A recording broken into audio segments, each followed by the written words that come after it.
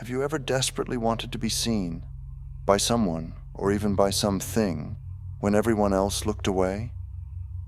The account you are about to hear was posted on an obscure internet forum, its details fragmented and scattered among desperate replies. A young woman, isolated and unraveling, reached out for help, though it remains unclear whether she was seeking escape or something else entirely. What she described began as nothing more than a smudge on her window, a faint mark, easy to dismiss. But night after night, it returned, accompanied by something just beyond the trees, watching, waiting. She called it the companion, a comforting name, until you understand what it truly means. This is just one of many accounts buried in obscurity, waiting for seekers like you. This record was graciously adopted by Violet. Thank you. May your companions always find you in the dark. If you would like to support the unearthing of lost records, consider adopting one of the remaining files. Details can be found in the description. If you'd like to hear more obscure records, please subscribe. New discoveries are released weekly. The poster described herself as a 17-year-old high school student. Her life, by her account, had recently spiraled into a series of isolating events. She'd been the target of bullying at school. Her parents were fighting constantly, and the tension at home drove her to retreat to her room most nights.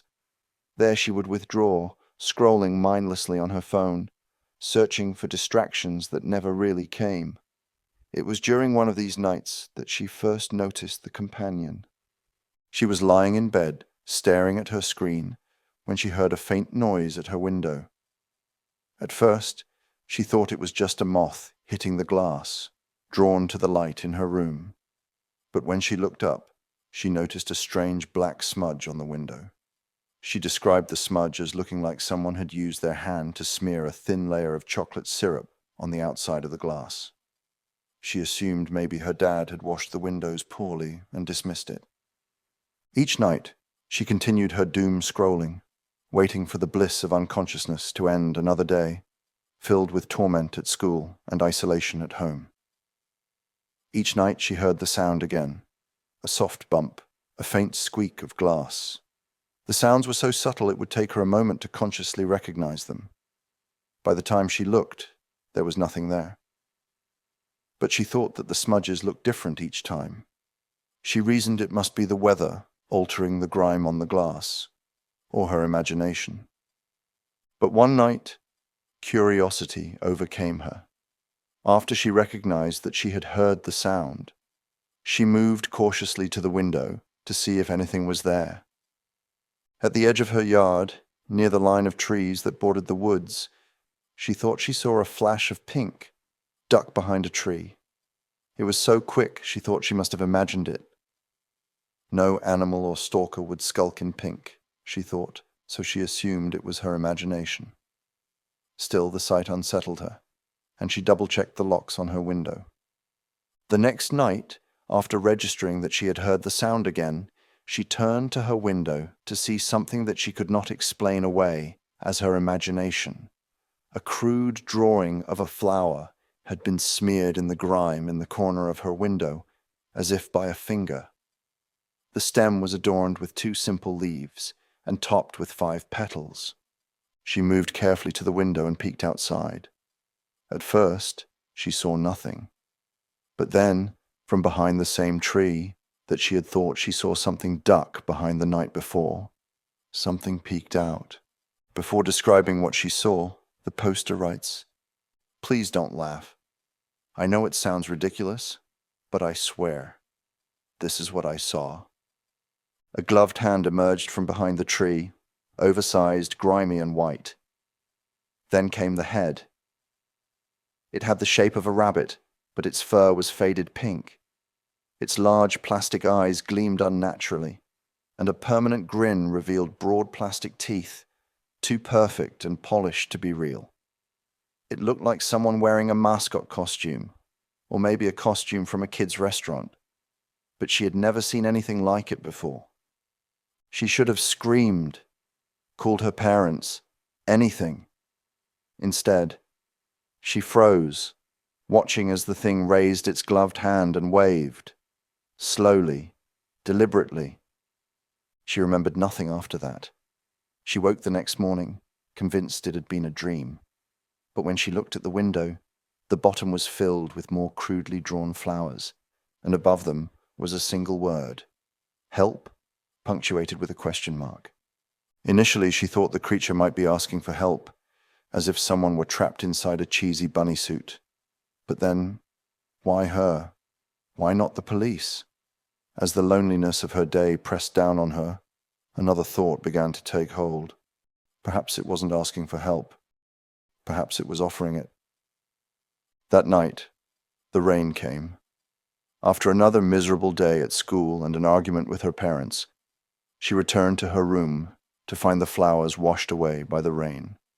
That's when she realized that deep inside, she had started to feel a connection to this strange visitor. The loneliness inside overcame her, and she wound up crying herself to sleep. Later that night, she was awakened by a gentle thump at her window, followed by a wet squeak against the glass. She looked up and found the pink figure staring at her through the window. The rain matted its fur and caused its pink ears to sag, giving it a melancholy air, despite the wide plastic grin frozen on its polyester face. Its gloved hand dragged a finger slowly along the glass, drawing shapes and letters that blurred in the rain. She moved closer, trying to make sense of them. She wasn't scared, not even curious anymore. She felt something deeper, more desperate. Maybe they really could help each other. The companion's finger traced words on the glass. Not alone. Help you. Help me. Its movements were jerky, unnatural. When she reached the window, the creature stopped. It pressed the palm of its gloved hand to the glass, empty eyes locking onto hers. She hesitated, but felt an aching pull in her chest. Slowly, she raised her hand and pressed it to the glass. The gloved hand slid down, and she allowed her hand to follow. Rain had started seeping through the sill of the window into a dark pool. Once her finger touched the wooden sill, she realized the liquid seeping in wasn't rain. It was somehow colder and slicker. To her shock, the liquid lunged at her hand, striking like a serpent. Before she could react, it pierced the skin of her palm. The cold, viscous oil slid into the wound, spreading under her flesh. As she jerked her hand back, so did the figure outside. As it did, she thought she saw a tendril of black ooze retreat into the cuff of the gloved hand. She stumbled back, clutching her hand. When she looked back, the companion was gone. And then, for the first time, she heard it. A voice, soft and invasive, whispering in her mind, "Now we are not alone." She stared at her hand. The dark liquid filled the hole in her palm and took on the shape of her skin. In place of a wound was a faint, almost imperceptible dark mark. The voice continued, wrapping her thoughts in barbed reassurances. "They don't need you. They don't want you. But I do."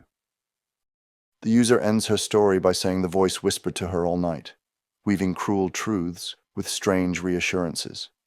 And when the sun rose, she opened her phone and started typing her post, asking for help. There were a few responders, asking follow-up questions or offering advice. Most of them urged her to seek emotional or spiritual help. She never responded to any of the replies. Thank you for visiting Archive 19. Your curiosity is appreciated. If you found this story intriguing, consider liking the video to help others uncover it as well. For more stories from obscure sources, subscribe to be notified when the next file is unearthed. New discoveries are released weekly.